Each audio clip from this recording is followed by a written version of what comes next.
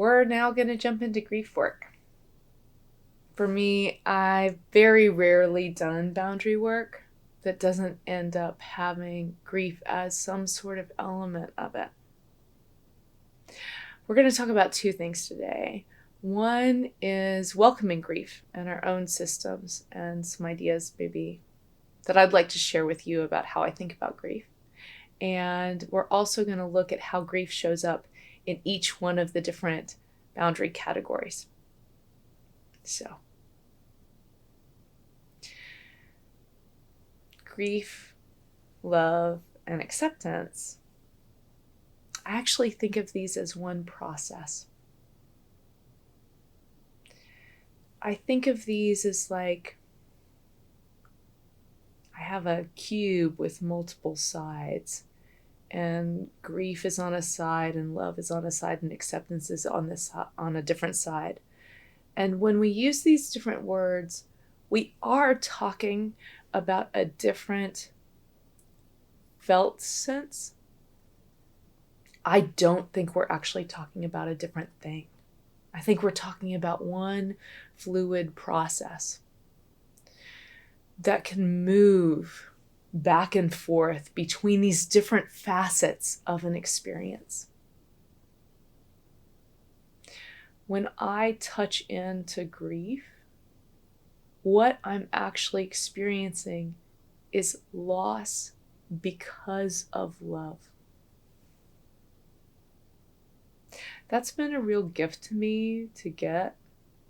So if I look at some adaptations I've had, what they cost me, different choices that I may have made because of those adaptations, and really focused on the cost and felt the deep remorse or the deep grief really about those choices, what I'm actually saying is I love my life, that it's valuable enough to grieve over.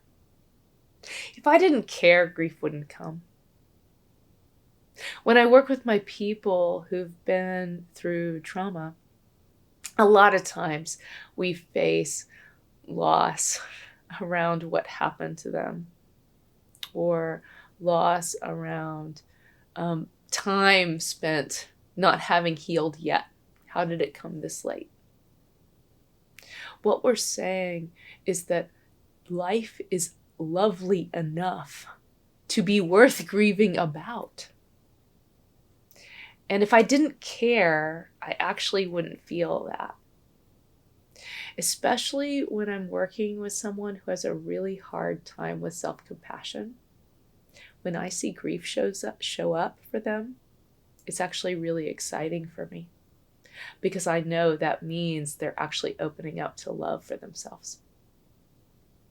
Now, what does this have to do with acceptance? So acceptance, I think, is the process that happens naturally. It's like an emergence. And what I think we're trying to describe when we say acceptance is that I can hold grief in one hand and love in the other without turning away from either one. That if I accept that I'm worth standing up for and saying, yes, this boundary, this limit, if this continues to happen, I'm going to have to do this other thing. It may even pull me out of a relationship. I'm worth saying that for. I'm also going to face the grief about whatever potential discord may be there, or even the loss of a relationship. When I do that, I'm going to hold both of them in the same hand, right? I'm going to hold one, I'm going to hold the other, and I'm going to not turn away from either one.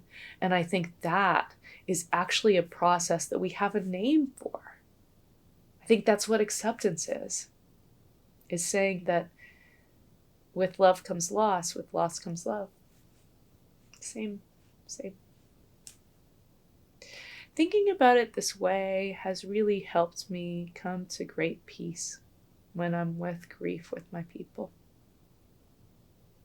When we enter the rage parts of grief, I greet them as understanding that they're bids for connection that are so huge and so worth fighting for that we go, when I hit the despair moments of grief, I know that that's going to be heading us down a tunnel that's going to come up with hope and love at the other end of it. So having this vision of it has been really helpful for me to create a space of welcoming and even celebrating what are really hard experiences for people. Now I want to pause here and just notice whatever happens in your body as you hold this idea. Grief, love, acceptance, one process. Just making note of whatever's happening for you as you think about this idea.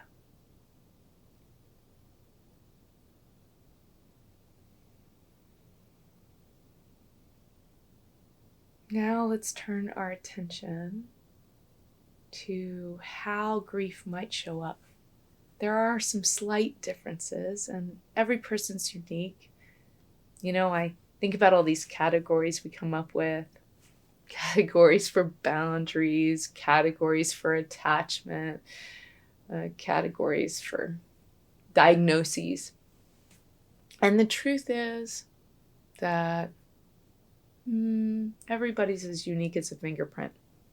I can't actually predict what's going to show up for any one individual client. The complexity is too great. I can, though, help my system prepare and be thoughtful about how to hold people in a variety of spaces. So even though it's true that all your clients are going to be completely unique and nobody's going to be exactly the same as anybody else, it's also true that some griefs do come up in these different categories. You're going to see me switch back into the order the brain processes the information rather than how we work the information in the room. When we work the information in the room, we're going to follow psychological boundary, containing boundary. Kind of creates a Venn diagram there. And we're going to use both of those to, I think of it as a third little circle on top. We're going to use those to support executed boundary. And we're going to notice if, there are safety needs, physical boundary, maybe there are grief needs coming in to process. That's how we work it in the room. But how it works in the brain, speed-wise, is brainstem first, physical boundary, some of those internal processes, psychological boundary, and containing boundary kind of sit side by side. And then those support the executed boundary, which involves all the brain states. Now let's turn our attention to what kinds of grief can come up in each one of these kinds of boundary. With physical boundary, loss is going to come up as we face whatever occurred that would have created difficulty with a physical boundary in the first place. I can't really do physical boundary work without being in deep acceptance of whatever happened. If I'm working with somebody who has had physical violation, we're going to touch grief around that. If I'm working with somebody who has more of that temperament experience, then I'm probably going to face grief about maybe feeling misunderstood, old grief about having judged themselves, maybe some grief about feeling misattuned with a lot, not even misunderstood, but like out of sync with the world in a way that creates more distance than they usually want. So we're going to face grief about all that. Another kind of grief we're going to face when we do physical boundary repair is there will be a sense of loss because it took a long time to get here, and or look at the things I did out of my reactivity that have created additional pain for me. And we'll face loss because of that. So here's a typical way it might show up. It would not be strange for someone who had a sexual abuse history, big boundary violation, to move out into the world and to be promiscuous sexually in their teens, 20s, even into their 30s. It could be their whole life if they don't do the trauma work. Once they do the trauma work, they start realizing that they're actually repeating some old patterns in ways that are creating harm for them. So they'll have grief about that kind of behavior where they may have put themselves in harm's way and not even realized it. Another way that grief shows up is what I call the loss hope grief. So whenever I move into hope, I move into expansion. I move into what's possible. And because I've actually known some sort of tenderness around physical boundary, I also know that potential loss could happen. And so there's an anticipatory grief that can happen as we touch into hope on the back end of the boundary repair. Oh no, well, what if it happens again and I let myself be expansive and I let myself live my life again and then I get hurt again? So thinking about how grief might show up in that can be helpful too. Now let's turn our attention to the psychological boundary. The typical types of grief I see showing up are, for sure, just like with the physical boundary one, psychological boundary can have touching into loss that's already happened because of old reactivity.